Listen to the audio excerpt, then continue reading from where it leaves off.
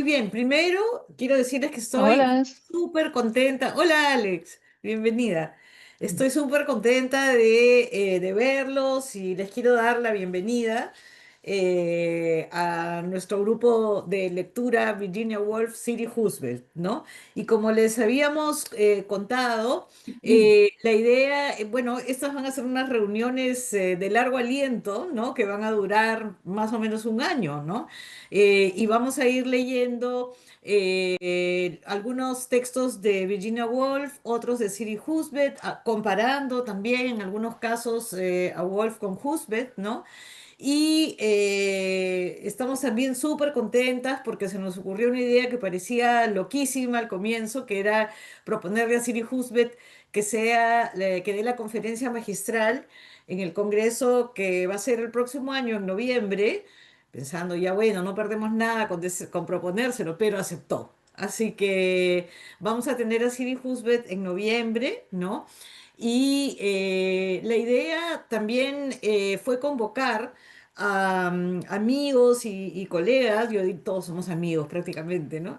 Y que vengan de diferentes especialidades, ¿no? Entonces, varias somos de literatura, pero también tenemos filósofas, tenemos varias psicoanalistas, tenemos escritoras como Giovanna, como Isabela, tenemos abogadas que también están participando, así que lo que pensamos es que estas reuniones y este grupo de lectura nos pueden ir preparando para el próximo año, cuando se acerque la fecha, ¿no?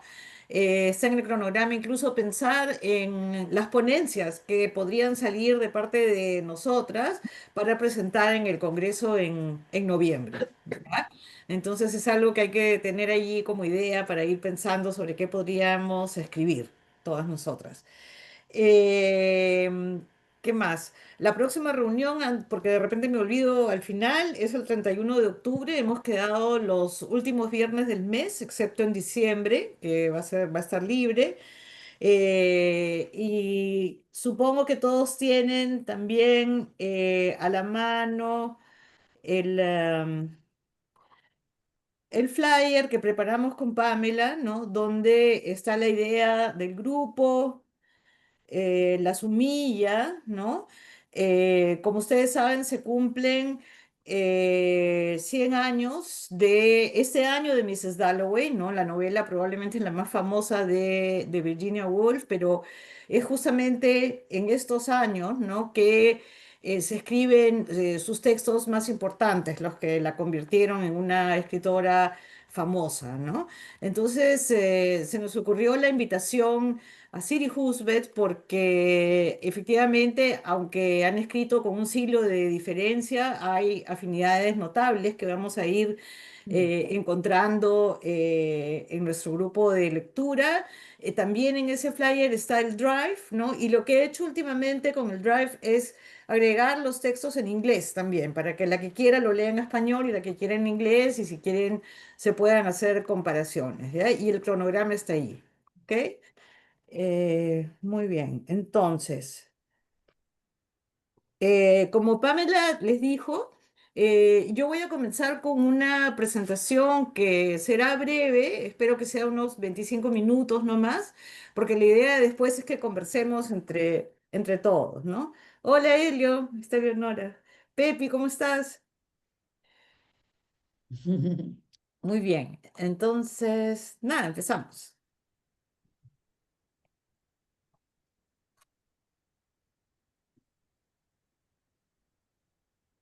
Ok. Me interrumpen cuando quieran, si estoy hablando mucho me paran, si quieren decir algo mientras yo voy hablando, estupendo, ¿ya?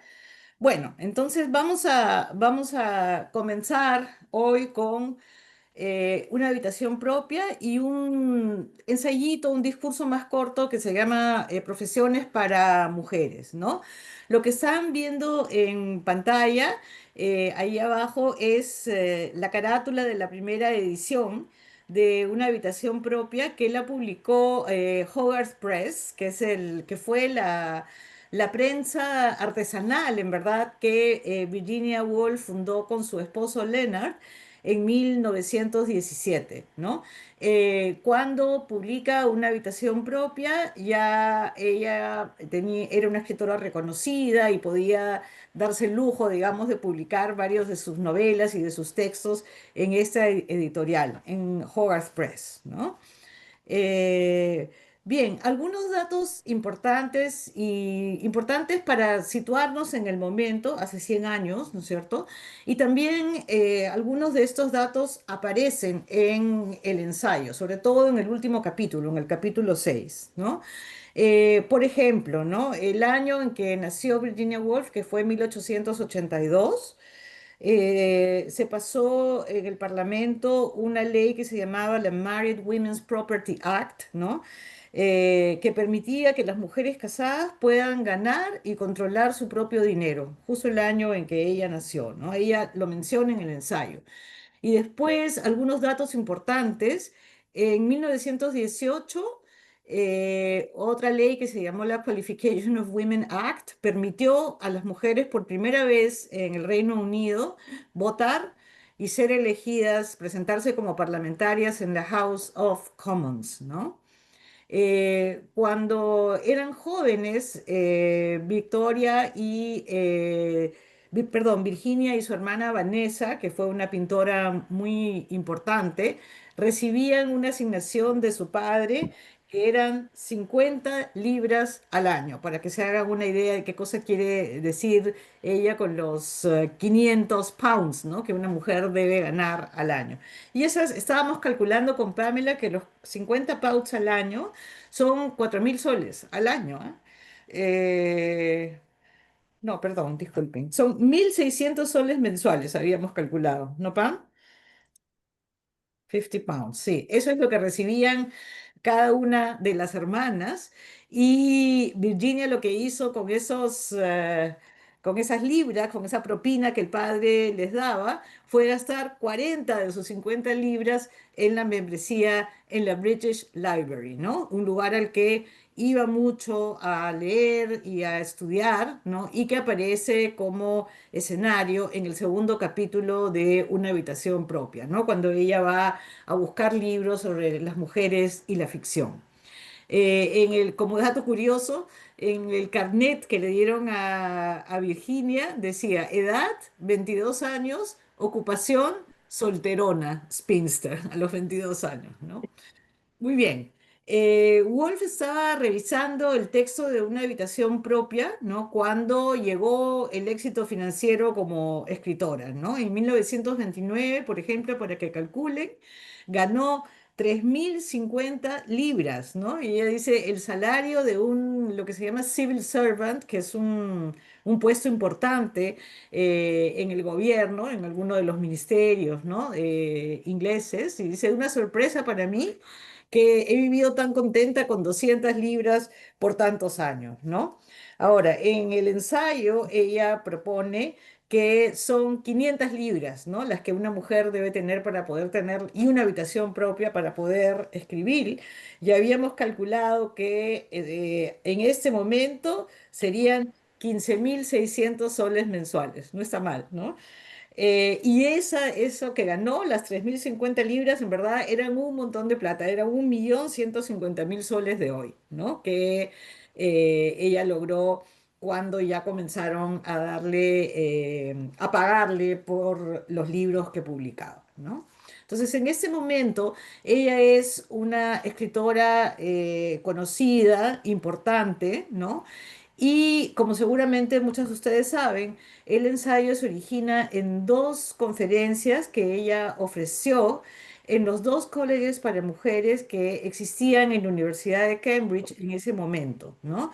Las conferencias fueron en 1928 y ella las trabajó para la versión publicada que tituló A Room of One's Own, ¿no? Newnham y Girton eran los dos colegios para mujeres, ¿no? Y ustedes recordarán que ella en el primer capítulo habla de una visita a Oxbridge, ¿no? Que es una mezcla de Oxford y Cambridge. Cambridge, donde sus dos hermanos hombres, ¿no? Toby y Adrian, estudiaron, ¿no? Entonces ella se lamentó durante toda su vida no haber tenido una educación académica formal, ¿no? Vanessa y ella eran cuatro hermanos del segundo matrimonio de los padres, ¿no? Vanessa, que era la mayor, Toby el segundo, Virginia la tercera y Adrian el cuarto. Los dos hombres, sin duda, fueron a Trinity College, donde había ido el padre también, ¿no? Y a las chicas se las educó en la casa con institutrices, ¿no? Que les enseñaban, bueno, Virginia aprendió griego, latín, historia, alemán, ¿no? Y se educó sobre todo en la biblioteca de su padre, que era un escritor, escribía biografías y también crítica literaria, que le dio bastante libertad, total libertad, en verdad, para leer todo lo que tenía en la biblioteca y también en la biblioteca de la British Library, ¿no? Como les expliqué hace un momento. Sus hermanos que estaban en Trinity College, no era la primera vez que Virginia visitaba Cambridge, ¿no? Cuando le invitan a esta conferencia, en realidad fue desde muy joven, cuando sus hermanos ya estaban en la universidad, y allí ellos tenían un grupo que se llamaba Los Apóstoles en Trinity, y que después, ¿no? Fueron convocados en la casa de los cuatro hermanos que se fueron a vivir juntos en Bloomsbury, ¿no? Que no era en esa época el barrio tan lindo de Londres que es ahora, sino era como un barrio que se gentrificó después, ¿no? Un barrio, digamos, mucho menos elegante que Hyde Park, donde ellas habían vivido de niñas, ¿no? Y de adolescentes. Entonces, en este grupo de Bloomsbury estaba, por ejemplo, el economista Keynes, estaba Strachey, ¿no es cierto?, que llegó a ser un escritor, Forster, ¿no? Estaba el filósofo Moore, estaba de vez en cuando Bertrand Russell, que también estudiaba en Trinity en esa época y que tuvo como alumno después cuando ya fue profesor a Wittgenstein, ¿no? Y estaban Leonard Woolf, que se casó con Virginia, y Clive Bell, que se casó con Vanessa, con la hermana pintora, ¿no? Y de hecho he empezado a leer hace unos días y lo estoy leyendo rapidísimo porque está muy bacán, la biografía que escribe Quentin Bell, el sobrino, el hijo de Vanessa, la biografía de su tía, hay muchas biografías de Virginia, pero esa se puede conseguir en Lima, por si les interesa, ¿no? Entonces va a estos colleges a dar la conferencia en 1928, ¿no? Ustedes recordarán que el primer capítulo del ensayo comienza con la aparición de este bedel, ¿no? Lo diríamos un guachimán, para traducirlo a términos peruanos de hoy, que le impide, que le dice primero que camine por el lugar que debe caminar y que no esté en el jardín, ¿no? Que camine por el sendero, y luego aparece otro señor con una toga negra que le impide la entrada a la biblioteca, ¿no? Porque las mujeres solo podían entrar si eran acompañadas por un fellow de Cambridge o por una carta que las presentaba, ¿no? Y paradójicamente lo que estamos viendo ahora en la pantalla es el manuscrito de una habitación propia que Leonard, el esposo de Virginia, donó, ¿no? A Fritz William Museum, que es el Museo de Libros Raros y de Manuscritos y de Libros Antiguos de Cambridge, justamente, ¿no? A la muerte de Virginia, al año siguiente, en el 42, Leonard dona el manuscrito y está allí conservado como uno de los tesoros de Cambridge ahora, ¿no? Esa dirección que está abajo en la página es la página web donde se puede ver el manuscrito, ¿no? Está el manuscrito entero en edición facsimilar y uno puede revisarlo, pasar las páginas, leer y ver las tachaduras, ¿no? Y los cambios que ella introdujo en la preparación del libro. Muy bien. Lo que estamos viendo ahora es Monk's House, una de las casas de Virginia en East Sussex, ¿no?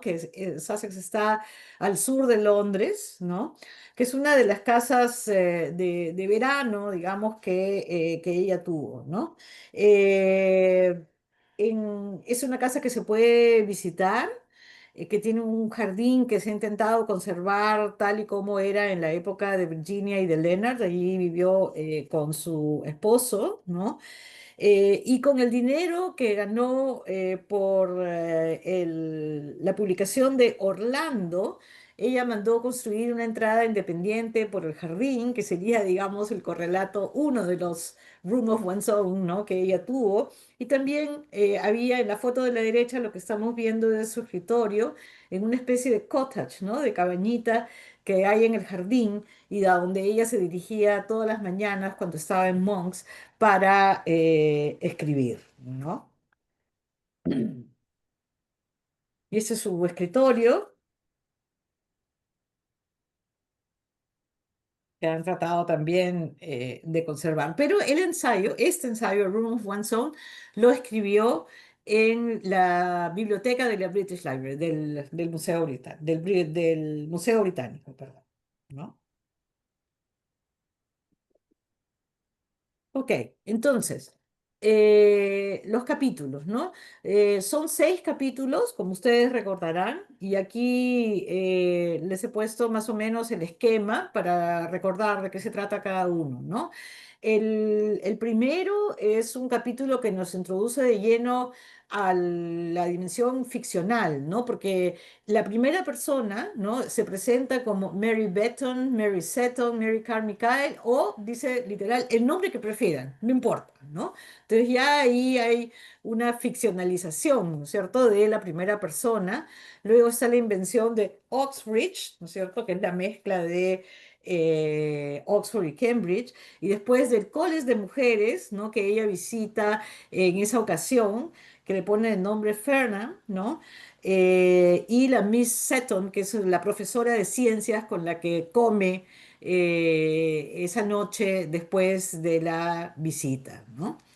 El segundo capítulo está ambientado en Londres y es justamente la British Library donde ella saca de los estantes un montón de libros para ver cómo preparar y cómo informarse sobre el tema que le han pedido que diserte, ¿no? Que es Women and Fiction, ¿no? El tercer capítulo es la historia de Judith Shakespeare, ¿no? También una historia ficcional en donde ella se le ocurre, ¿no? ¿Qué hubiera pasado si es que William Shakespeare hubiera tenido una hermana tan brillante, ¿no? Como él, a la que le pone el nombre Judith, ¿no? Y estaba leyendo que muchas críticas literarias feministas dicen que esta manera de argumentar, ¿no? Que sería el what if, ¿no? ¿Qué pasaría si? Es una estrategia contrafáctica importantísima, ¿no? Para cuestionar desde el feminismo al patriarcado, ¿no? Entonces eso es lo que ella de alguna forma inaugura, ¿no? En este tercer capítulo. Y como recordarán, la hermana de Shakespeare tiene una vida muy triste, ¿no es cierto? Los padres quieren obligarla a casarse y mientras William puede irse a Londres y goza de la libertad para involucrarse con la gente de teatro y escribir, ella se escapa para no casarse, ¿no? Se va a Londres, se enreda con un empresario teatral, termina embarazada y tristemente se suicida, ¿no?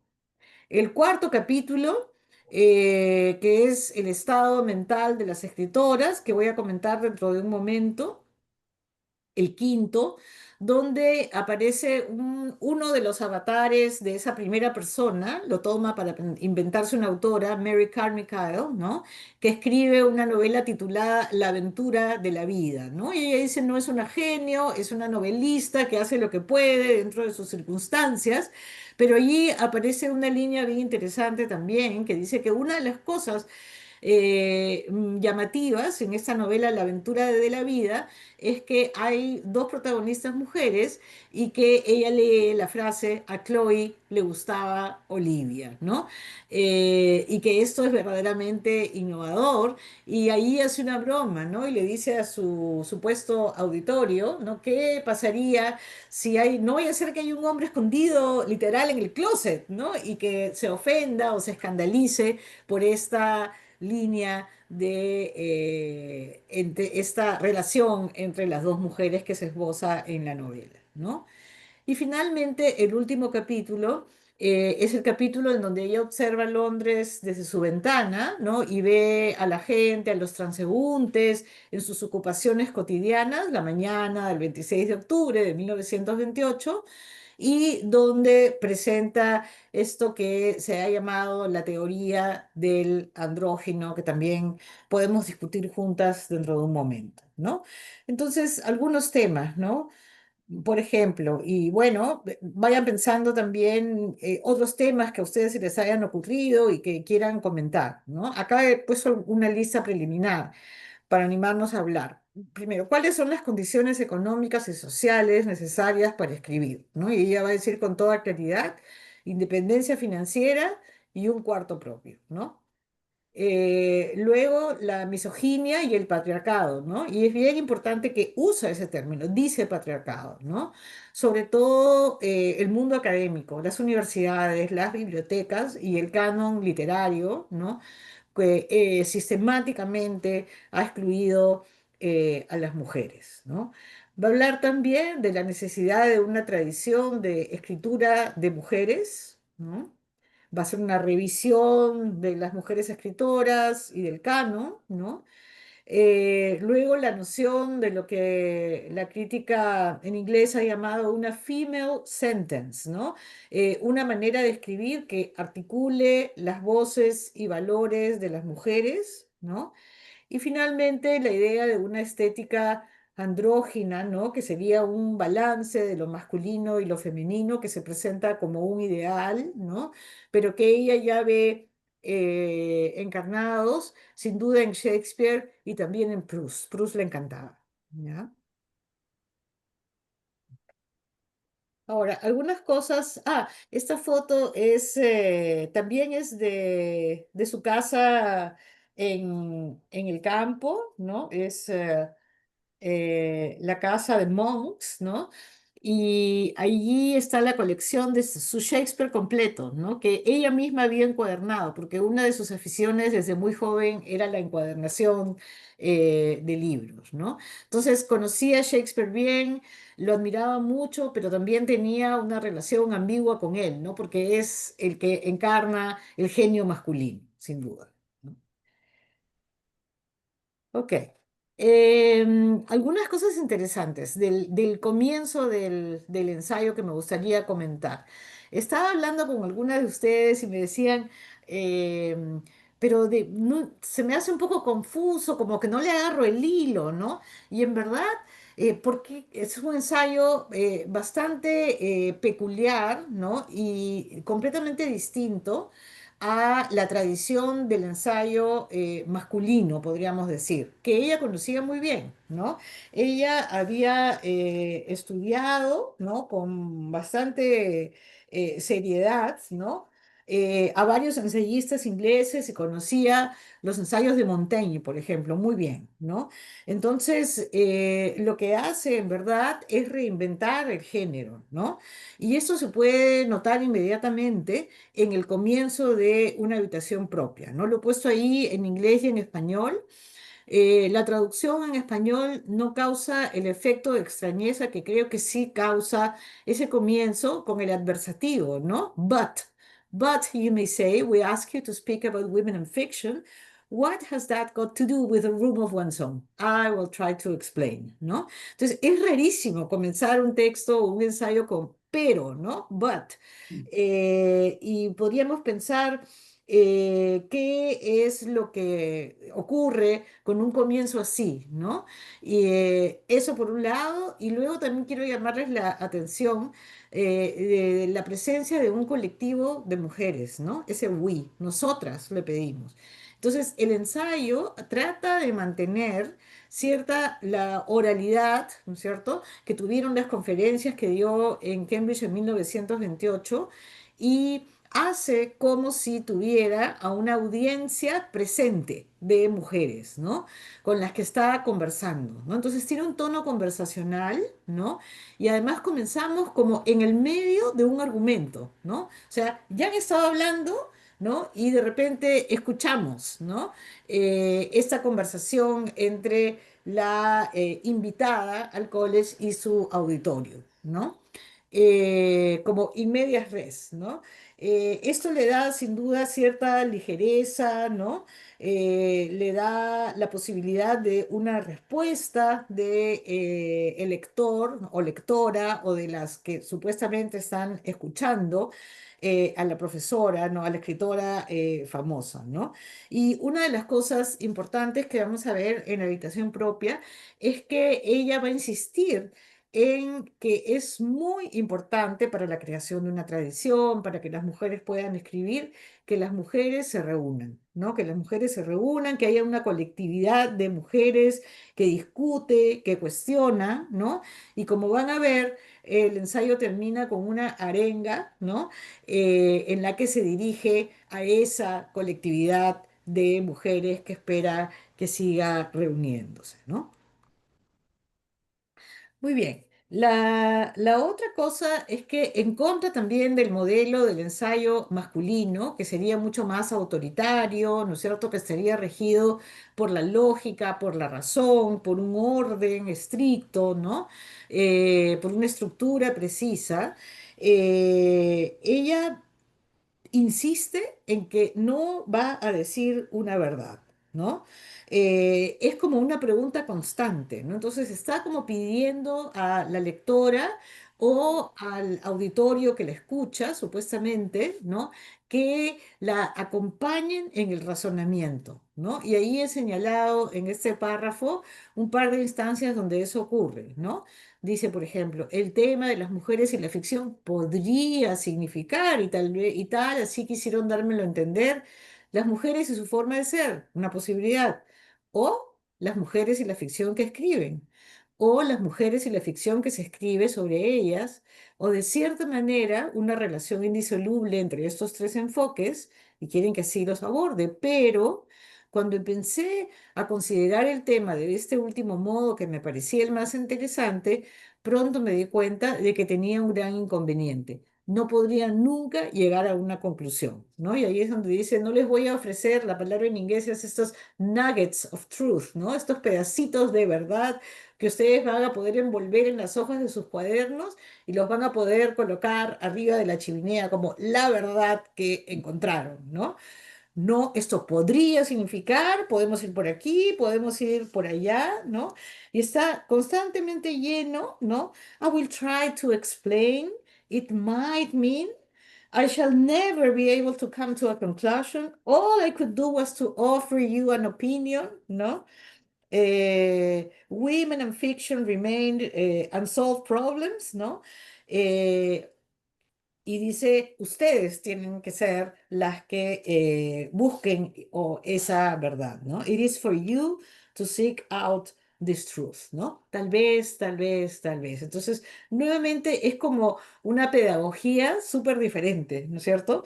Un estilo en contra de la autoridad, un estilo en contra de las jerarquías académicas, ¿no? Que era el estilo en que los profesores de Cambridge en esa época imponían sus ideas, ¿no? Un estilo que cuestiona todo el tiempo, ¿no? ¿Qué más? Eh, la otra cosa importante en este ensayo es que me parece que aquí ella utiliza, ¿no? este recurso narrativo por el que se hizo tan famosa, ¿no? Y que es el libre fluir de la conciencia, ¿no? No sé si se dieron cuenta, pero la vamos a ver muchas veces sentada al borde del río, ¿no es cierto? Disfrutando de un momento agradable, la vamos a ver caminando por las calles al salir del British Museum, la vamos a ver tomando un café, ¿no? Dibujando algo, es decir, vamos a darnos cuenta, ¿no? En que aparece una idea, esa idea se le escapa, ¿no? Y hay una imagen que se puede rastrear en todo el ensayo, que se retoma en momentos claves y que va a aparecer al final también, que es la imagen de alguien, ella, ¿no? En la primera persona, que está pescando con un sedal en el río y atrapa una idea o está por atrapar una idea, la idea se le escapa, ¿no? Entonces, aquí les he puesto algunas citas donde he encontrado ese tipo de argumentación, ¿no? Por contigüidad, por distracción, ¿no? Dice, por ejemplo, voy a desarrollar para ustedes lo más completa y libremente posible el hilo que me condujo a ese pensamiento, ¿no? Y está a la orilla de un río, ¿no? El río se puede traducir también como stream, ¿no? Y el recurso se dice en inglés stream of consciousness también, ¿no? Disfrutando el agradable clima de octubre, perdida en mis pensamientos, ¿no? El pensamiento había dejado caer su sedal a la corriente, como si estuviera ahí pescando una idea, ¿no? Después, les cuento mis pensamientos como se me vinieron a la cabeza, las idas y vueltas de mis cavilaciones. Mientras caminaba, pensaba en esto y aquello, como una piensa al final del día laboral. Así discurría yo desmigando mi pan y revolviendo mi café y de vez en cuando mirando a la gente de la calle, como hace el protagonista de A Man of the Crowd, ¿no? El famoso cuento del flaner de Poe, ¿no? Después, mientras reflexionaba, había hecho inconscientemente, usa la palabra inconscientemente, ¿no? En mi languidez, en mi desesperación, un dibujo. Por supuesto, los psicoanalistas van a pensar en Freud, ¿no es cierto? Inmediatamente. Y es importante mencionar que ella conocía bien a Freud, ¿no es cierto? Aunque Freud se muda a Londres recién en 1938, al final de su vida, y solo vive su último año cuando ya estaba muy enfermo en Londres, ¿no? Desde los años 20, Hogarth Press, la imprenta artesanal que ella tenía con su esposo, traducía y publicaba los ensayos de Freud, ¿no? Y entre el 53 y el 74, cuando ya Virginia había muerto, ¿no? Y el esposo sigue con la editorial, se publica la Standard Edition of the Complete Psychological Works of Sigmund Freud por Hogarth Press, ¿no? Entonces, efectivamente, en esta técnica narrativa, sin duda, y también en algunos párrafos concretos de A Room of One's Own, vamos a ver que aparece la idea de el inconsciente, se menciona el psicoanálisis también, ¿no? Por ejemplo, acá. Y eso es un punto también importante, ¿no? Eh, Wolf va a hacer suya una, bueno, Sara Ahmed ha llamado esto últimamente la política de las emociones, ¿no? O de los afectos.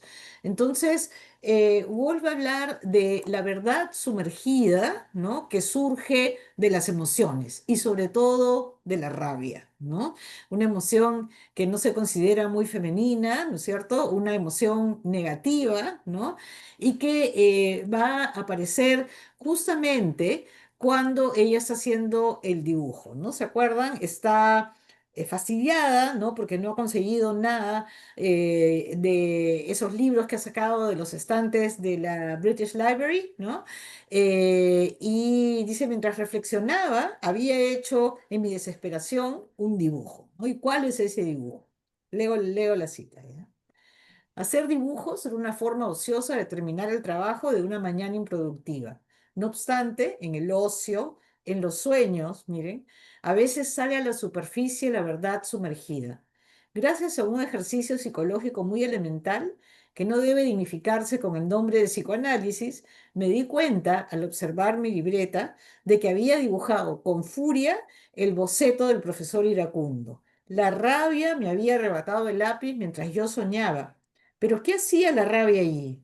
Interés, confusión, diversión, aburrimiento. Podía rastrear y nombrar todas esas emociones que habían surgido una tras otra durante toda la mañana, ¿no? Entonces, no tener miedo de las emociones, más bien usar las emociones como una herramienta que va a causar un efecto en el público que le escucha o en el lector, ¿no? Bueno, la otra cosa también, otro rasgo muy importante de su escritura en los ensayos, y en ese ensayo sobre todo, ¿no? Es que es bien graciosa, ¿no? Es muy irónica, ¿no? Un par de veces pregunta, como les mencioné hace un ratito, ¿no habrá un hombre por ahí escondido escuchando, ¿no? Y se va a escandalizar. Y luego los argumentos que presenta son muy irónicos muchas veces, ¿no? Y me encantó esta imagen que es prácticamente una caricatura de los viejos profesores de Trinity College, ¿no? Que la invitada que no puede entrar a la biblioteca, ¿no? Sigue caminando y los ve salir de la capilla, ¿no? Y esta es la imagen, ¿no? Dice, también era bastante divertido ver la congregación reunida, entrando, saliendo, apretujada en la puerta de la capilla, como abejas a la entrada del panal. Muchos vestían toga y birrete. Algunos llevaban estolas de piel sobre los hombros. Unos iban empujados en sillas de ruedas. Otros, aunque no pasaban la mediana edad, parecían figuras arrugadas y aplastadas, bastante singulares, como langostas y cangrejos gigantes que se arrastraban con dificultad por la arena de un acuario. En efecto, recostada contra la pared, me pareció que la universidad es un santuario de bichos raros que pronto se extinguirían si se les dejara en medio de la calle Strand para que lucharan por su supervivencia, ¿no? En Strand, una de las calles más concurridas, ¿no? Donde la gente está vendiendo, comprando, donde hay miles de tiendas, ¿no? Y dice, ellos viven como en una pecera, alejados totalmente de la realidad y no sobrevivirían, ¿no es cierto?, en este lugar. Ok. Ya terminando, el ensayo termina con lo que ella dice ahora, voy a dar la peroración, ¿no? Y que se dirige a las chicas que la están escuchando, a las alumnas de Newham, y les dice, ¿no? Retoma varias cosas que están en los distintos capítulos, va a hablar nuevamente de Judy, de la hermana de Shakespeare, ¿no? Y imagina el momento que nosotras estamos viviendo ahora, dentro de un siglo, ¿no? Leo la peroración final. No obstante, creo que esta poeta, que nunca escribió una palabra y que yace bajo un cruce vial, la hermana de Shakespeare, Judith, vive. Viven ustedes y en mí y en muchas otras mujeres que no están aquí esa noche porque están lavando los platos y acostando a sus hijos. Pero ella vive porque las grandes poetas no mueren. Son presencias que persisten, solo necesitan la oportunidad de caminar entre nosotras en carne y hueso.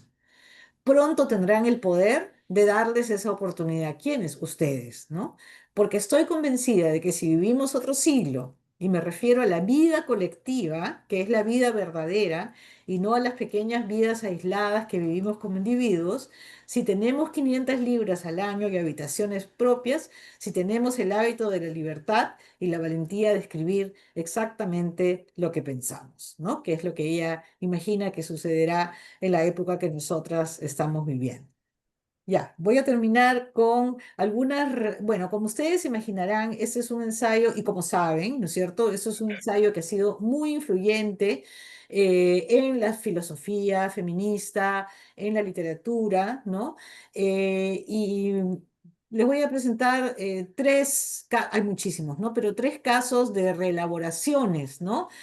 O de críticas, de reelaboraciones críticas a este ensayo, ¿no? Uno de ellos es un ensayo muy conocido de Gloria Anzaldúa, que es una escritora chicana que vive en los Estados Unidos, ¿no? Que se llama Hablar en lenguas, una carta a escritoras tercermundistas, que es de 1980.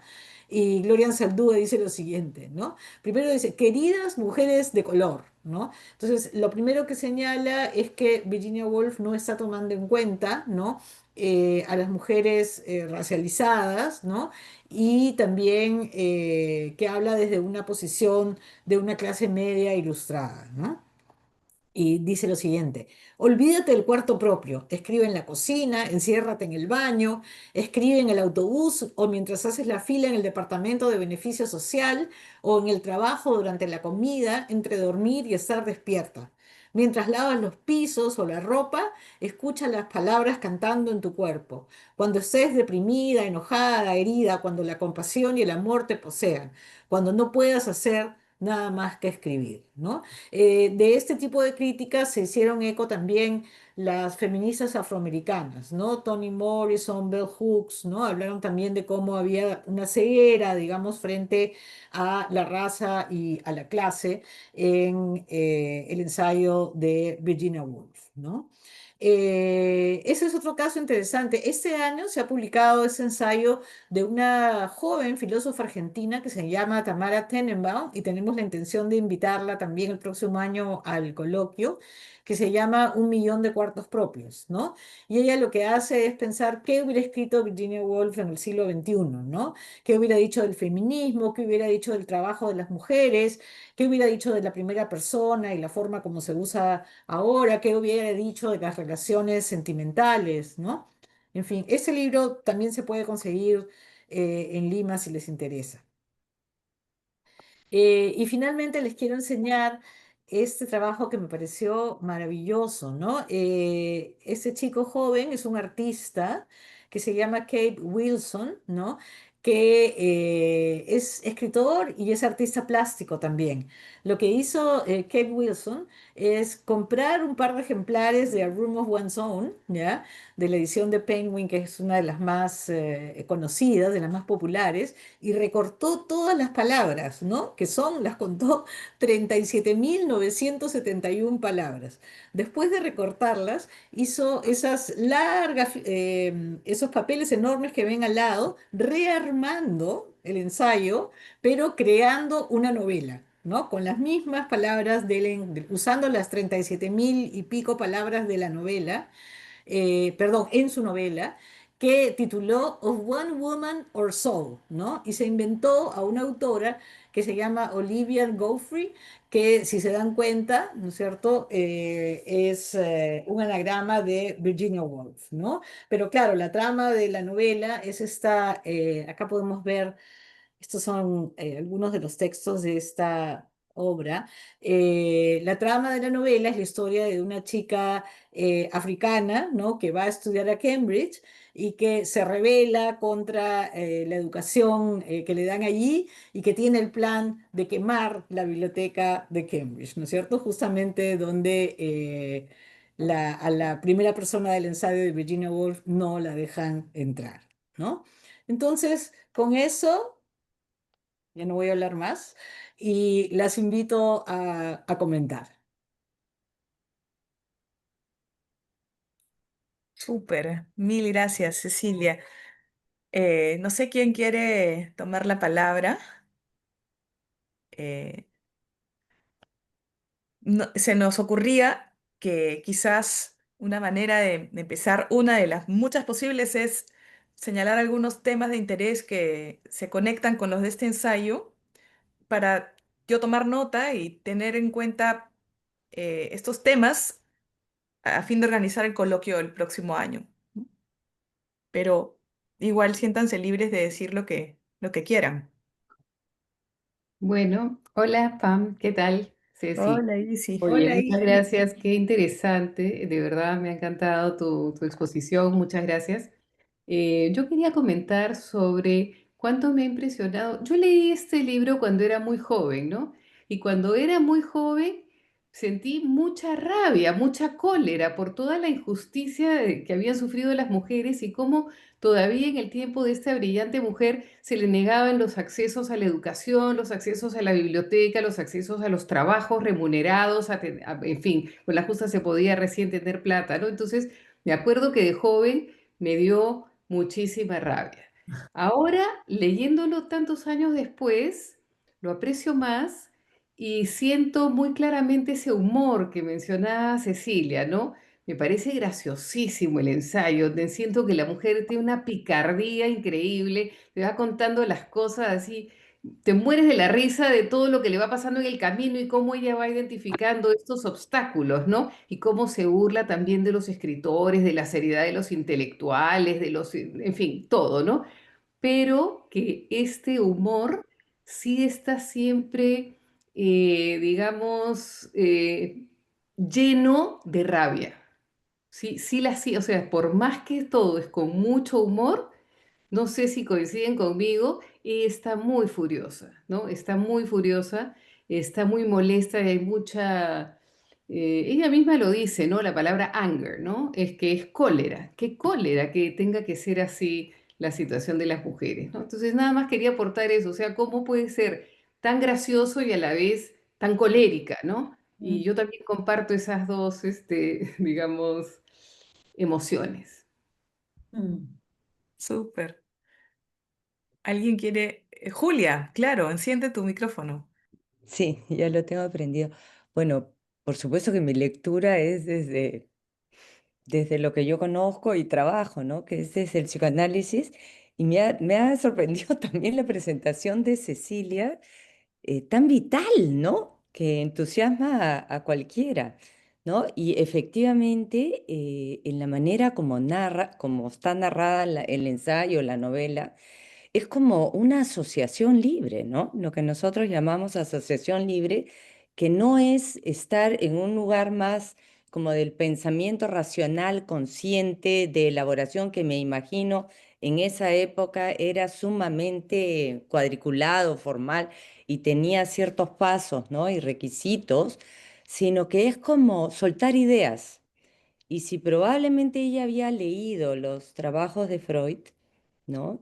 O la interpretación de los sueños, probablemente era el método, digamos, que es más cercano a lo que nosotros llamamos como el preconsciente, digamos, ¿no? No totalmente inconsciente, pero ese preconsciente donde las emociones y la capacidad de conexión de estas emociones con algunas representaciones están ahí, ¿no? Se empiezan a hacer. Entonces, por eso creo que lo vuelve de una fácil lectura, ¿no? A pesar de que tiene también otra complejidad, ¿no? Eso nomás. Súper. Dani, Hola, hola a todas, ¿qué tal? Muy contenta de participar en este espacio y también gracias Ceci por la presentación. Me encantó el proyecto que enseñaste al final. Y quería ver cómo eso se ataba a... Hay una cosa que me encanta del ensayo que es como temporalidad que se abre en la posibilidad de Shakespeare Sisters, ¿no? Lo que Ceci comentaba con el what if, ¿no? Entonces como me pregunto si este como reensamblaje que vemos en material, ¿no? Que, Ceci, ¿cómo se llamaba el autor?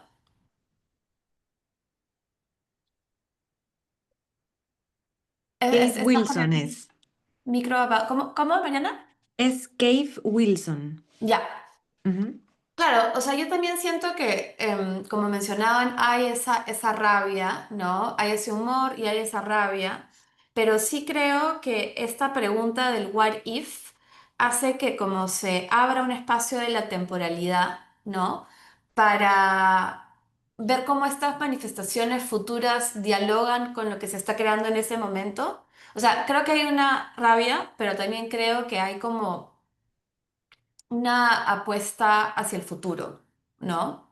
Y que es una apuesta en el futuro que se puede dar desde distintas maneras, ¿no? O sea, imaginar a la hermana de Shakespeare como el gran genio es también un como reensamblaje creado desde un what if, ¿no?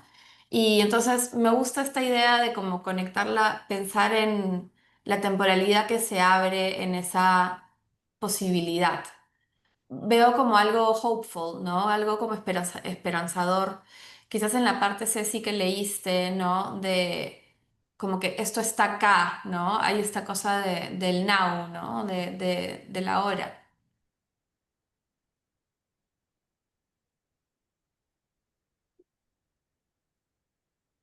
Ahí, bajo.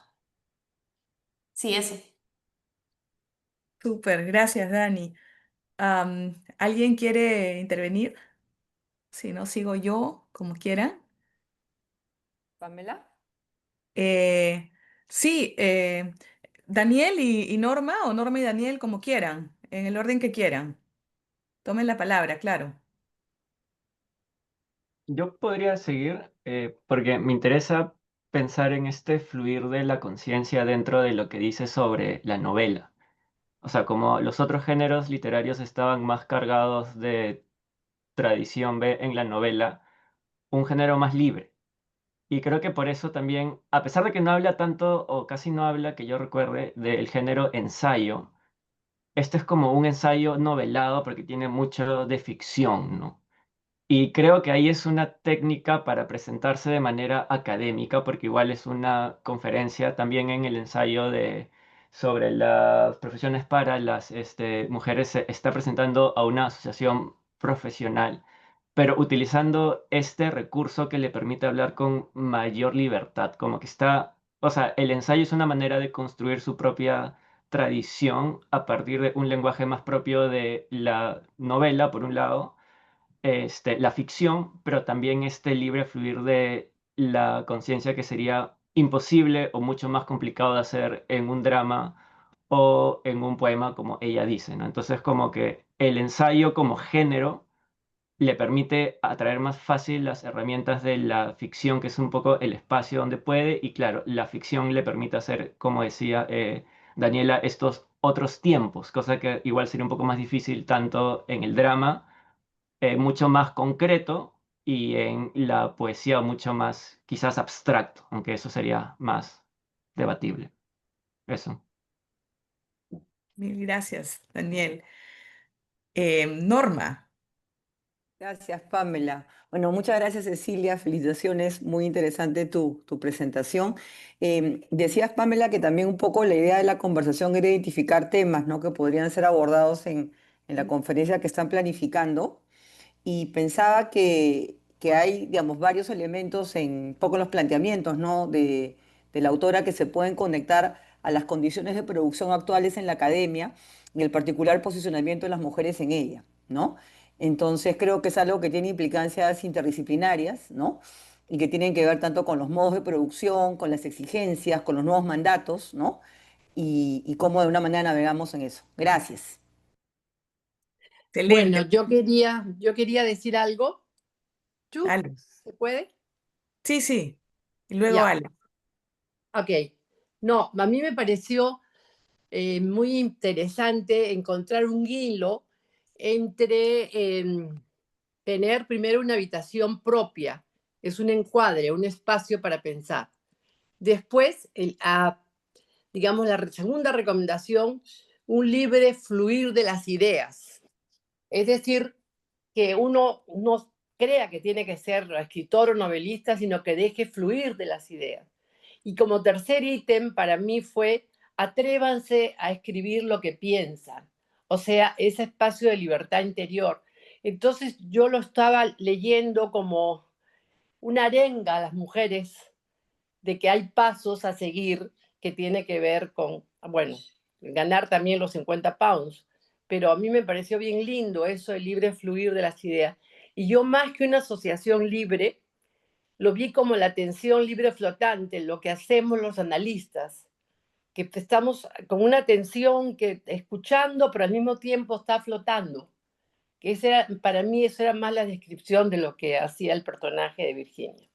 Muchas gracias, Cecilia, ha sido muy esclarecedor cómo has planteado las cosas y me han encantado las imágenes de su vivienda y de su espacio. Gracias. Gracias, María del Carmen. Alex. Hola, hola a todos y todas y gracias por el espacio, Ceci y Pam. De acuerdo con lo que han estado diciendo hasta ahora, especialmente en la línea de, o sea, yo he estado pensando especialmente en esta línea que venían comentando de la actualidad del texto, eh, y me interesa mucho el texto que han comentado de la Argentina, cuyo nombre me olvido, ¿no? De actualizar el texto y de hecho provoca hacer eso, ¿no es cierto? Mientras estamos leyendo provoca, digamos, ver esas conexiones y qué ha cambiado y qué no y, digamos, quizás sentir rabia y pena hacia lo poco que ha cambiado en muchos sentidos, ¿no? Y en esa línea me parece que, digamos, es notable la manera en que el texto se puede conectar con discusiones teóricas actuales con respecto a el trabajo reproductivo, ¿no es cierto? La teoría de la reproducción social, ¿no? Como una carga de la mujer y cómo esto puede llevar a algunos a plantear la necesidad de un salario por el trabajo de cuidado, ¿no es cierto? Y otros debates que son muy, muy actuales. También el texto de Meruanes sobre, que se llama Contra los hijos, tiene un capítulo que es muy similar a este texto digamos, hacer una especie de canon de escritoras femeninas que no han sido madres, que es algo que también aparece en este texto, ¿no es cierto? Digamos, dar vueltas a esta incompatibilidad, digamos, entre el trabajo de cuidar por no remunerado, ¿no es cierto? Y el trabajo de escritura, que tampoco lo es usualmente, ¿no es cierto? Y entonces resulta especialmente difícil para las mujeres poder escribir por eso, ¿no? O sea, digamos, el texto de Meruane es que hace 10 años, entonces seguimos en esa misma discusión, ¿no? Me parece súper actual. Em, y otra cosa que estaba pensando, porque estaba leyendo en estos días, las olas, o sea, que es así, súper denso, ¿no es cierto? Eh, y que se conecta con lo que estaban diciendo sobre el estilo de este ensayo y que se conecta con, digamos, una mirada psicoanalítica sobre la conciencia y el fluir de la conciencia, etcétera, ¿no? Y en las olas eso está llevado, pues, al extremo, ¿no? Pero de ahí por ahí en la introducción, tengo que buscar el dato, que la misma Woolf negaba haber leído a Freud hasta mucho después, ¿no? Entonces, interesante cómo ella está dando con algo que también Freud daba con lo mismo desde otra metodología, desde otra mirada, ¿no es cierto? Entonces, creo que una vía que me interesa explorar más son esas conexiones entre lo que hace Woolf y el psicoanálisis y ver también las diferencias, porque ha llegado a esa reflexión o a ese estilo de este otro origen, de este otro punto de partida, ¿no? Entonces, ¿qué hay en Woolf que no hay en psicoanálisis, por ejemplo? Eso sería una curiosidad para mí. Excelente, mil gracias. Pepi. Sí, muy brevemente porque ya son las 6, creo, ¿no? Primero, gracias, Cecilia, estupenda la presentación y gracias por generar este espacio. Yo hace muchos años ya y cada vez más aprecio estos espacios inter y multidisciplinarios, donde aprendemos mucho unas de otras, ¿no? Este, mm, Em, yo quería simplemente mencionar 3 temas, añadir un poco lo que proponía Cecilia. Uno es retomar el tema que mencionaba Norma Correa de la academia, ¿no? Cambridge aparece ahí como emblemático y confieso que a mí me mueve el piso porque acabo de estar ahí en abril.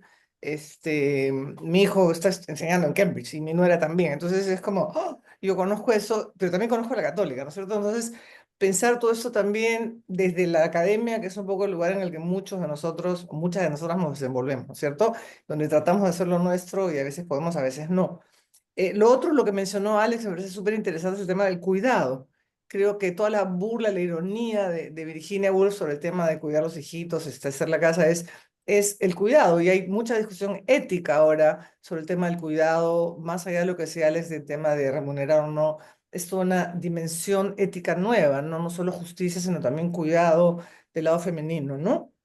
Eh, y por último, una cosa que a mí me hace ruido hace mucho tiempo, y es seguramente para una discusión abierta, larguísima, y es, ¿cómo podemos reprocharle a Virginia Woolf, una británica nacida en 1882, que no se ocupe de tema de raza o de clase?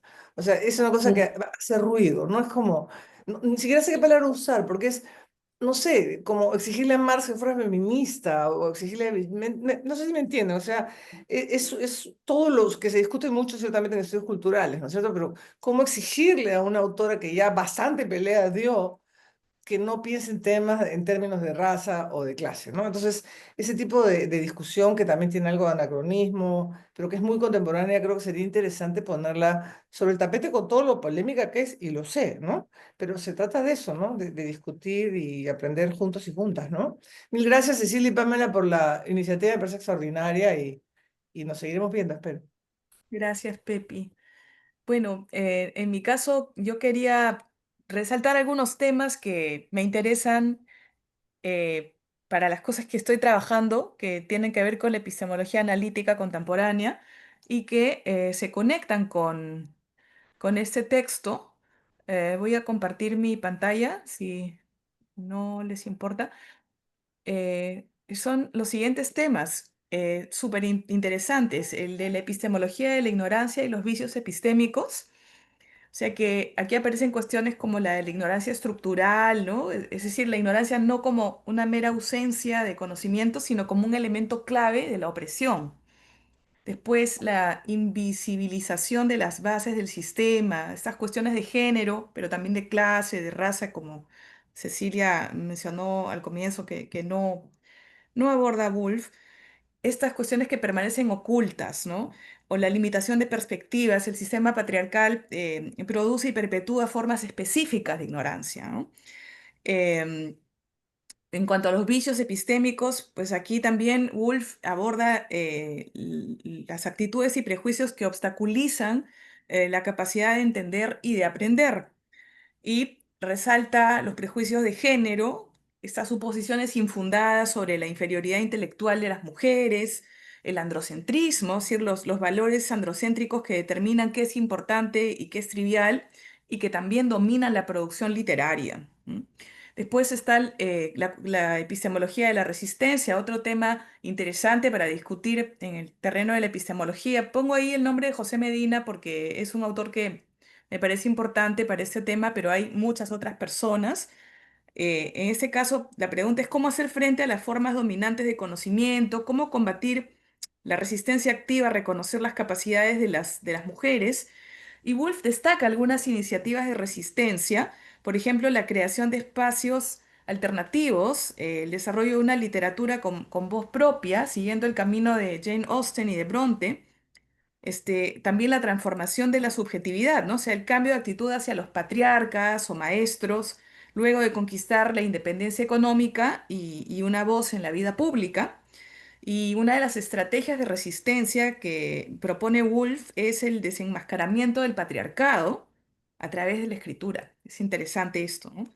Otro gran tema importantísimo es el de la injusticia epistémica. Una habitación propia parece un compendio de situaciones de injusticia testimonial y hermenéutica, este tema que Miranda Fricker ha trabajado de manera tan aguda, está aquí también, ¿no? En la injusticia testimonial, por ejemplo, vemos cómo el obispo desacredita la posibilidad del genio femenino, este personaje que está allí en el texto, y desde su autoridad masculina, sin evidencia alguna, establece la inferioridad intelectual de las mujeres, así como también dice que los gatos no tienen alma, ¿no? Decreta estas verdades. En el caso de la injusticia hermenéutica, está la situación contrafáctica de Judith Shakespeare, que mencionó Cecilia, y que muestra cómo la sociedad británica de hace un siglo carecía completamente de un marco conceptual para entender y valorar el genio femenino, ¿no? O sea, no se trata solo de que Judith no pudiera escribir, sino que su talento era impensable dentro de los esquemas interpretativos disponibles. Y un remedio que Woolf propone para esto es el de la creación de una comunidad de mujeres, ¿no? Es decir, la construcción de una credibilidad colectiva. Sin esa colectividad no hay credibilidad. Esto me parece bien interesante. Después también podemos encontrar rastros de lo que hoy conocemos, y Pepi conoce mejor que yo, la teoría del punto de vista de Sandra Harding, entre otras personas. Aquí vemos, digamos, cómo Woolf resalta el pluralismo de perspectivas, el reconocimiento del valor de varios puntos de vista y no solo del dominante, el privilegio epistémico de lo subordinado, que es un elemento central de esta visión, digamos, es decir, que las experiencias de los grupos oprimidos ofrecen conocimientos únicos y valiosos, ¿no? Y otro tema que por último quería resaltar que concierne a la reflexión filosófica sobre la identidad es este de la ontología del género y la diferencia. O sea, como ella no habla de género sino de sexos, ¿no? Dice, dos sexos son ya pocos. Y esta diversidad enriquece la literatura y la vida, ¿no? Y lo de lo andrógino, que Ceci también mencionó, pensaba que quizás se pueda entender como una figura de identidad fluida, es decir, el cuestionamiento de las categorías identitarias rígidas o binarias, como dicen algunos, ¿no? Eso quería compartir y seguro que hay muchos más temas. Muchas gracias.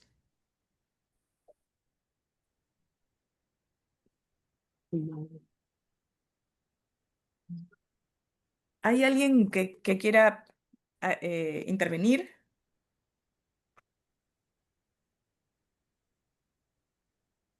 Yo quisiera, gracias Pam por tu presentación de los temas filosóficos, ¿no? Es increíble cómo este ensayo abre tantas puertas, ¿no? Hay tantas posibilidades. Y no sé, me gusta, de repente quieres comentar algo sobre la creatividad, ¿no? Porque habla mucho de escritoras. Tú como escritora, ¿no? ¿Cómo ves estas ideas de Wolf? Yo estoy escuchándolas tan interesada. Eh, me encanta también estar en el papel, en el otro lado. Este, y claro, las felicito igual. No Muy, muy sé, buena la exposición. me ¿Ah? acordaba, Giovanna, de el epígrafe que pones, ¿no? Las mujeres también tienen afán. Creo que está entre mujeres Ah, solas. sí. Sí, eso del afán de las mujeres, ¿no? Y cómo han pasado 100 años y sigue resonando, ¿no? Sigue siendo un súper tema, ¿no? El tema. Sí, lo que decía también Alex, ¿no? Que da, ¿cómo decir? No sorpresa, pero sí rabia que hayan cambiado, lees el texto y sientes que no han cambiado tanto las cosas, a pesar de, o sea, sí, sí hay cambios, tampoco sería injusto decirlo, pero en lo más profundo no ha cambiado tanto, ¿no? Em, las relaciones, la, la- si nosotros nos salimos un poco de nuestra burbuja, nos damos cuenta de que de que hay las relaciones de las parejas, las relaciones, todo el tema de las diferencias, los roles tan marcados, el tema del cuidado, ¿no? Y pensaba, por ejemplo, en esa escritora argentina que tiene como 12 hijos, que ha sido un éxito, Dolores, algo, no sé si alguien eh, la No, recuerda, que publicó el año pasado, que fue un bestseller, fue impresionante, una argentina que dice que se levanta a las 4 de la mañana para escribir. Mm, se me ha olvidado el nombre, pero que ha sido una persona, una escritora que se consagró con su primer libro, yendo a un taller. Se consagró estuvo en el JAI el año pasado, no sé quién, o el anteaño pasado. Em, Me hacía pensar esa declaración, o sea, todo el peso sigue, ¿no? O sea, no creo, así como decía Vargas Llosa, que tenía quien le hiciera la maleta, Dolores Reyes, exacto, gracias, Mariano. Que le hacía la maleta, igual, ¿no? No tengo quien me haga la maleta, igual no tengo quien cuide a mis hijos, ¿no? O sea, esa dinámica está marcadísima, también en el tiempo no solamente de escribir ficción, de ser escritora, de ser profesor, de ser eh, ensayista, cualquier trabajo, ¿no? Es un tema que sigue pesando mucho más. Eso es lo que me hace, lo que más me ha despertado la relectura de este texto, ¿no? Como ya lo habían comentado. Y me parece muy interesante, Pamela, toda esta lista, estos temas, ¿no? Que ha señalado. Abren muchas puertas para seguir leyendo, seguir releyendo.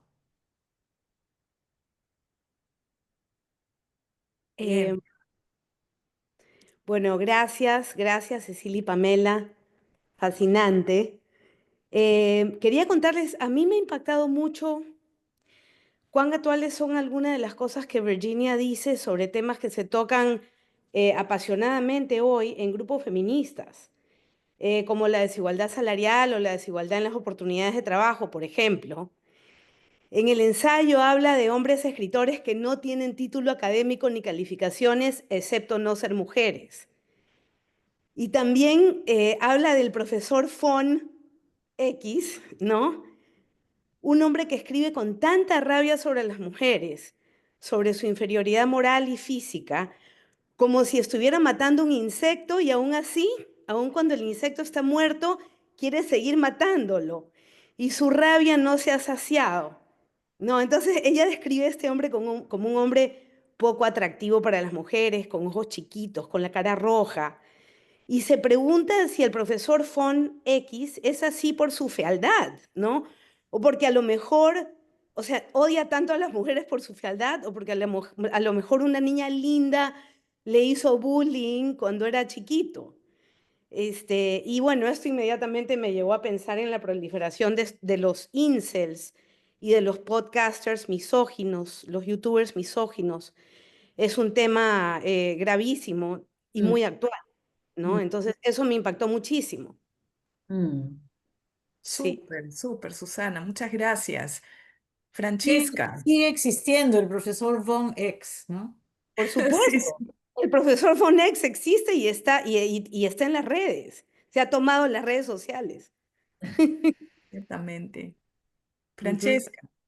Bueno, antes que nada, gracias a ti, Pam, y a Ceci por la presentación. Ha sido realmente, sí, maravilloso escucharla. Y gracias por abrir este espacio también. Me ha encantado escucharlas a todas. Em, yo lo que quería comentar es el título del capítulo 6, Londres desde la ventana, que a mí me llamó siempre la atención este subtítulo, porque alude a digamos, un tópico literario muy del ámbito hispánico, que es la mujer ventanera, o sea, la mujer que ve el mundo desde la ventana, pero que lo asociamos a España y a América Latina, sociedades bastante más conservadoras y machistas que la inglesa. De la condición ventanera se ha hablado mucho y creo que se ha hablado mucho en la crítica literaria, tanto en España como en América Latina. Carmen Martín Gaite, que es una narradora española que ha muerto hace algunos años, tiene un libro maravilloso que es Desde la ventana y que hace toda una revisión de esto que ella llama la condición ventanera de las mujeres, ¿no?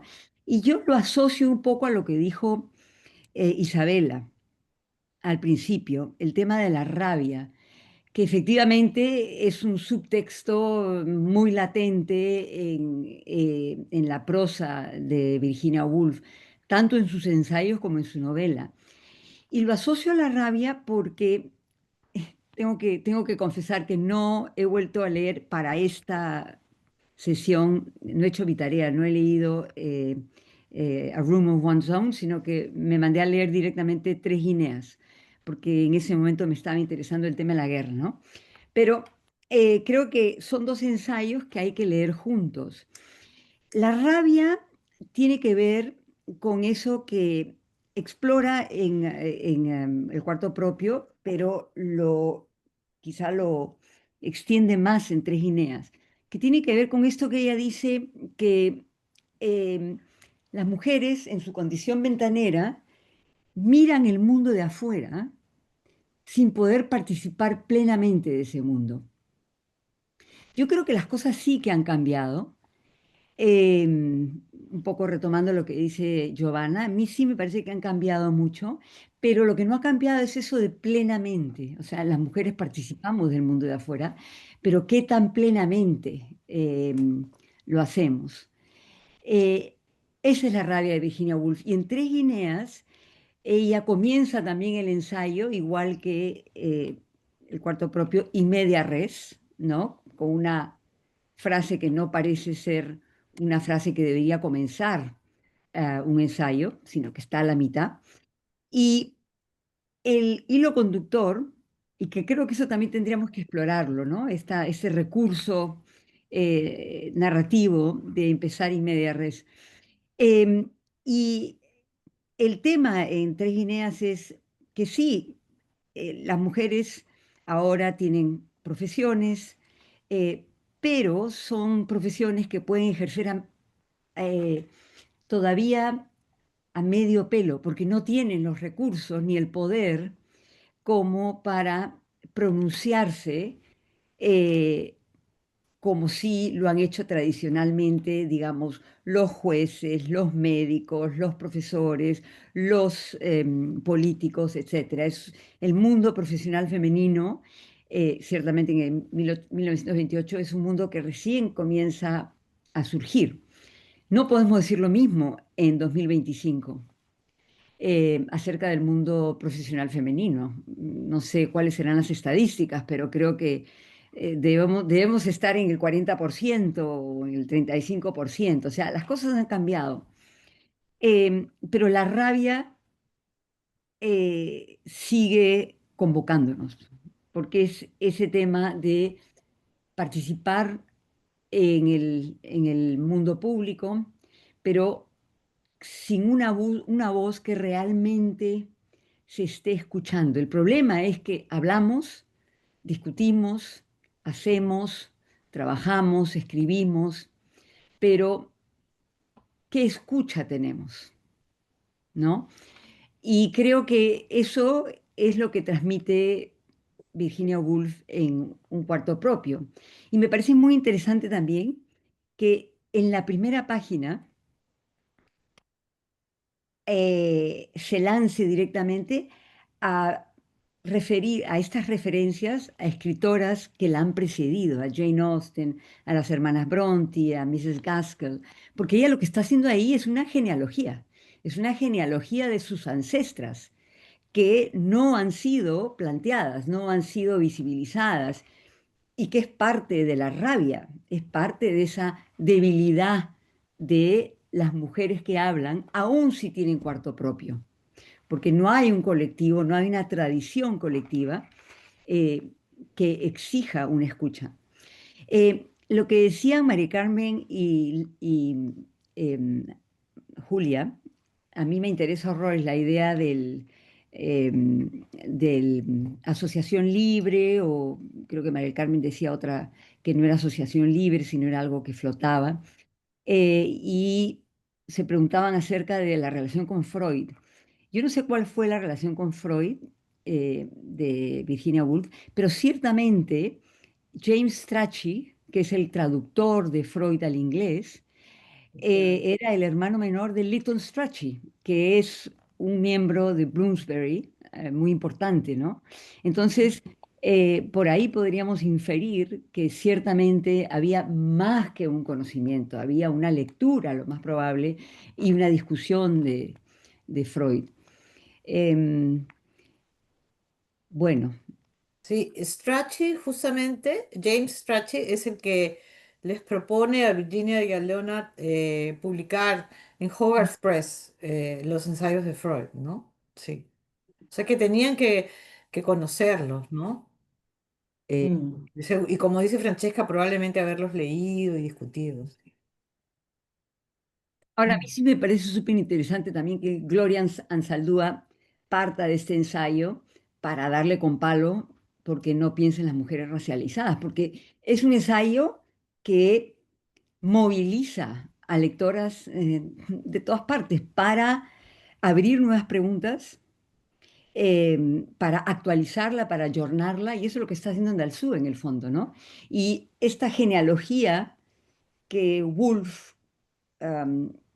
comienza a construir, creo que Ansaldú está haciendo lo mismo, desde su propio lenguaje mucho más crítico, por supuesto, ¿no?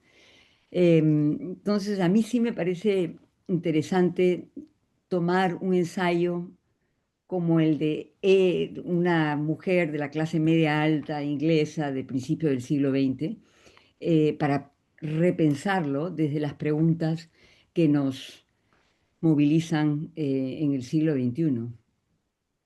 Eso era. Gracias, Frances. Chao, Pepita, chao. Sigue Pieri. Bueno, aquí estoy yo. Bueno, Ceci, Pam, mil gracias. Estoy de lo más emocionada de estar en este grupo con gente tan bacán que conozco, otras que no. No, simplemente así como un ensayo de asociación libre, se me vino porque bien interesante, porque cuánto ha salido la palabra rabia en esta tiempo, ¿no?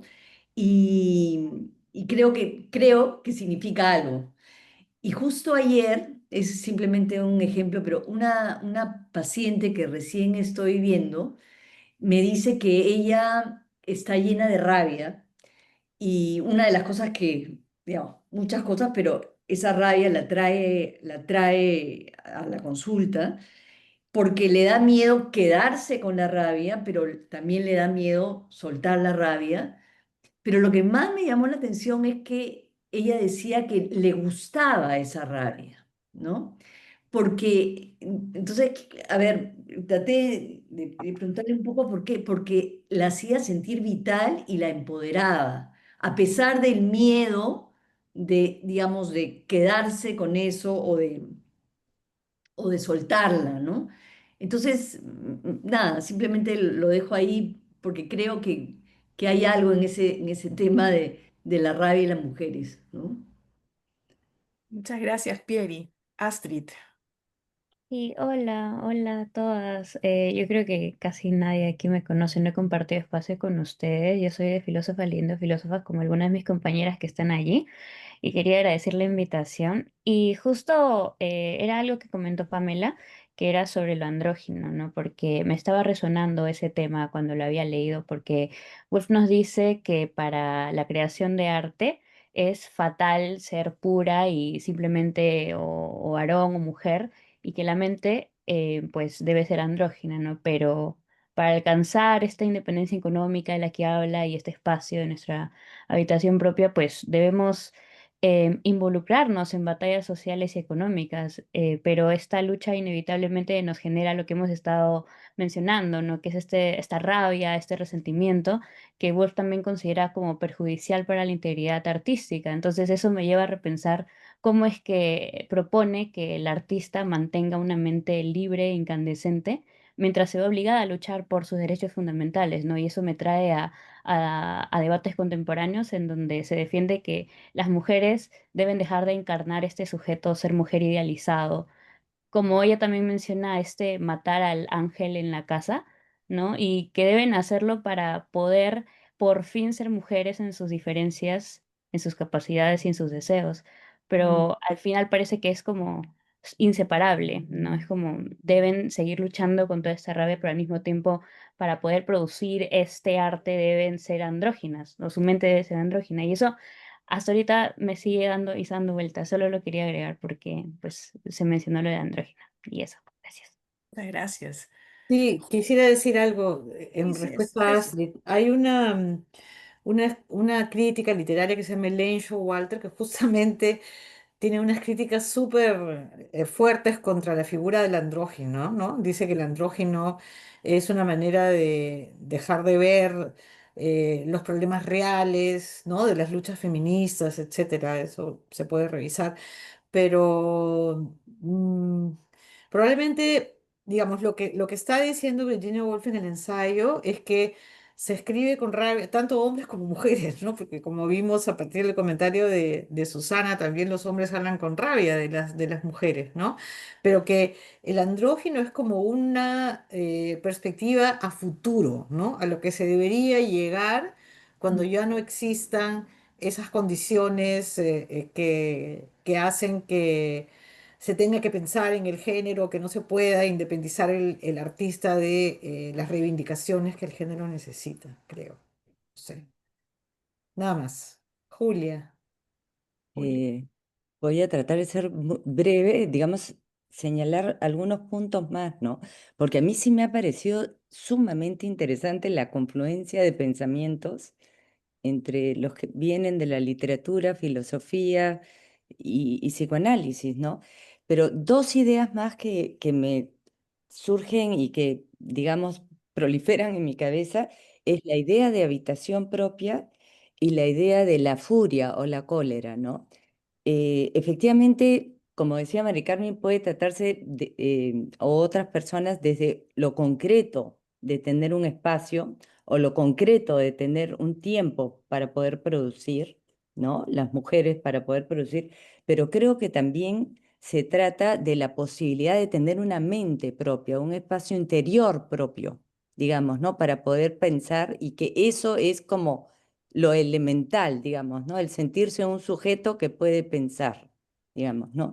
Y lo segundo es como que tú también lo has señalado y muchas personas desde el comienzo, que es con qué emoción, digamos, como si dijéramos con qué tinta escribe, ¿no? Escribe con furia, con rabia, con protesta, pero no es pura furia, digamos, ¿no? Y quizás eso es lo que lo hace más digerible, más aceptable, ¿no? No lo sé, porque escribe con ironía, con humor, ¿no? Entonces, esa mezcla, como si dijéramos, no es un negro profundo, sino un gris, es quizás lo que hace, como diríamos en los sueños, que pueda vencer la censura y que pueda ser, digamos, aceptado o recibido con un poco más de facilidad. Eso nada más y muchas gracias por la invitación, estoy muy contenta. Gracias a ti. Y sigue Marianita y luego sigue Leonora. Bueno, gracias a todas, qué bonito poder pensar este texto en conjunto. Yo quería solo hacer un par de notas. La primera es que estaba pensando en las cartas que Woolf escribe y leyendo ese ensayo me recordó cuando empieza a invitar a gente a Monk's House y a todos les dice, ven a cenar, pero no traigas ropa. ¿No? Y pensándolo esto en la idea de la tradición inglesa de que hay que vestirse, ¿no? Muy elegantemente para la hora de la cena, digo, este texto también en su rareza, ¿no? En esta idea de la fluidez, está queriendo cambiar y también pienso en todos los hábitos que Woolf tenía en sus casas de campo que eran muy diferentes a cómo se comportaba en Londres, ¿no? Em, Eso por un lado, eh, con relación a la forma del texto. Y por el otro es también qué fuerte el impacto que esto tuvo en su salud mental, ¿no?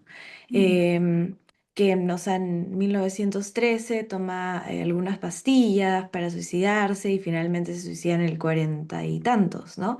Entonces, pensar también que el ensayo está lleno de un montón de visos que pueden ser irónicos, pero que también hay otros, hay unas tristezas profundas, ¿no? Incluso ese aburrimiento que puede haber frente a todas las Mary que presenta, ¿no? Porque no son sujetos con los que no son mujeres con las que también pueda dialogar. Entonces, pensando en lo que Pam decía sobre la credibilidad, qué tanto eco puede haber también dentro del mismo grupo de mujeres que la rodean, ¿no? Y el grupo de artistas que sin duda están a su alrededor, que visitan Monk's House, es un grupo bien particular, o sea, la misma rivalidad que ella pudo tener con su hermana Vanessa, ¿no? Que era o sea, Vanessa era, digamos, Woolf tenía muchas reservas, pero Vanessa Bell hablaba todo el tiempo de sexo, ¿no? Y también a ella le resultaba irritante, entonces pensar eso, ¿no? Como cuál es el coro de mujeres que está a su alrededor, cómo todo esto está cambiando, qué difícil, ¿no? Para ese momento. Gracias. Genial, Marianita, gracias. Eleonora, enciende el micrófono. Está encendido. Mm.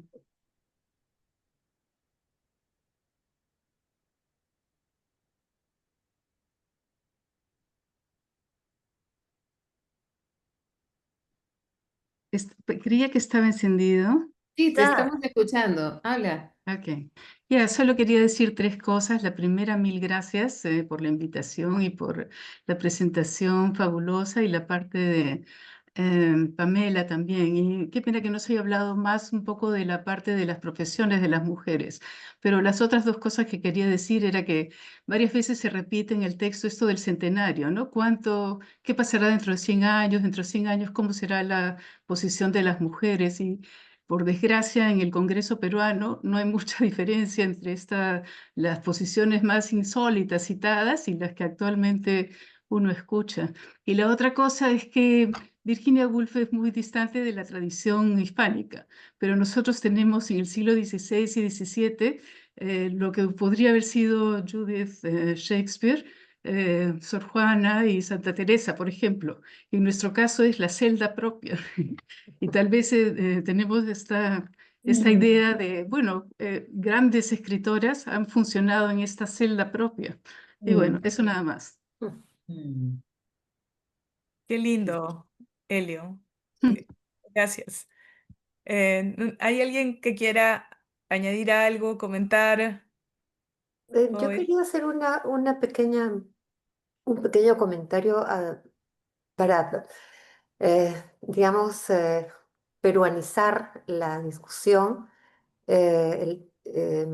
recordando a Pilar Dugui, porque ella, en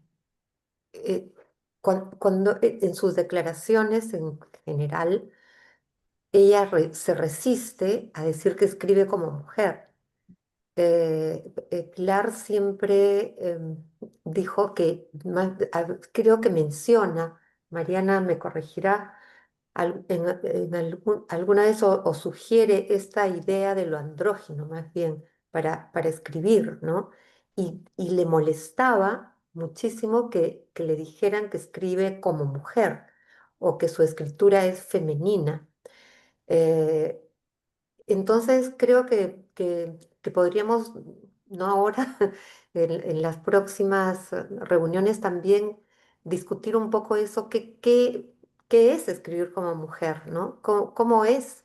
eh, es un tema que lo dejamos hace muchos años de lado desde la escritura, porque en una época se hablaba de escritura femenina, si se podía diferenciar lo que escribe un hombre de una mujer, qué es, y el tema se agotó mal, me parece a mí, porque era como como excesivamente como positivista, ¿no? Que si es que te daban un texto anónimo, como pasar por una prueba, esto lo escribió un hombre, esto lo escribió una mujer. Y el tema no da para mucho más, yo creo, y no en ese, simplemente en ese tipo que se determine, ¿no? Me parece que podríamos también incluir eh, esta discusión más adelante. Mm, mm, interesante. Muchas gracias, Giovanna. Eh, ¿Hay alguna otra intervención? ¿Alguna propuesta? ¿Algún pedido? Este es un grupo bastante plural, así que aprovechemos que estamos hoy reunidos aquí, por si acaso quieren proponer algo, sugerir algo, y si no, pues nos vemos en un mes. Ujú. A ver, Alex dice, revisitar la pregunta de qué significa escribir siendo mujer y la medida en que se distingue de escribir siendo hombre. De acuerdo, perfecto. Sí, una idea es revisar esa pregunta a la luz de Mrs. Dalloway, ¿no? Que es lo Ujú. siguiente que vamos a leer. ¿Qué les parece? Súper. Como telón de Sí, fondo a esa pregunta, ¿no? Poner como telón de fondo a la lectura de la novela, tener en cuenta esa pregunta mientras leemos Mrs. Dalloway, ¿no? y ¿Les yo parece? sugiero, Cecilia, hay un ensayo que me encanta, no sé si lo han leído, de Vivian Gornick sobre Mrs. Dalloway. Ah, Eh, ¿me lo Se puedes los mandar puedo yo? pasar Sí, se los comparto me lo porque pasas y yo lo subo al ya, Drive y lo podemos leer.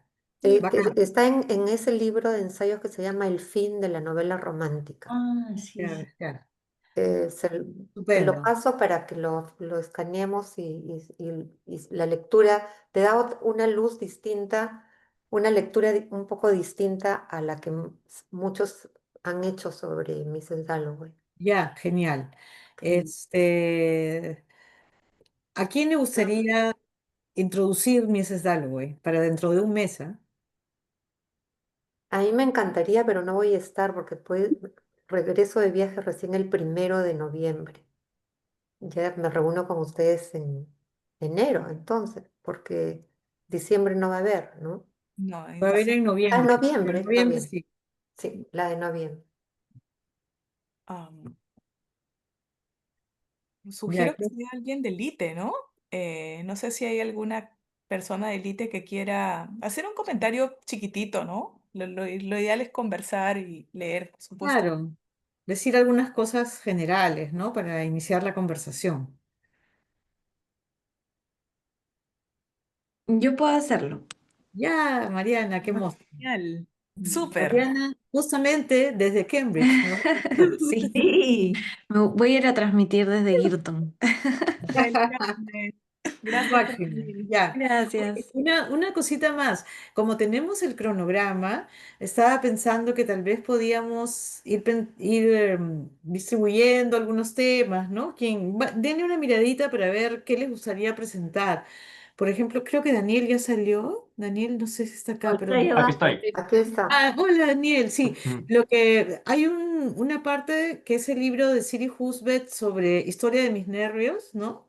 En Y marzo, sí. sí, y pensé que iba a llegar también allí el de Virginia Woolf on Being Ill, ¿no? El Me de encantaría exponer ah, de como ese es esos dos en conjunto, sí. sí, como ese es un tema que Daniel trabaja, que es literatura y enfermedad, sería buenazo que te encargues de presentar en marzo esos dos textos. Voy a subir un vinil que todavía no está, pero ya el de Siri Husband me parece que está. Igual, lo veo, ¿ya? Ya, Bacán, gracias, yo feliz, Daniel. sí, sí, sí. Súper, súper, bacán.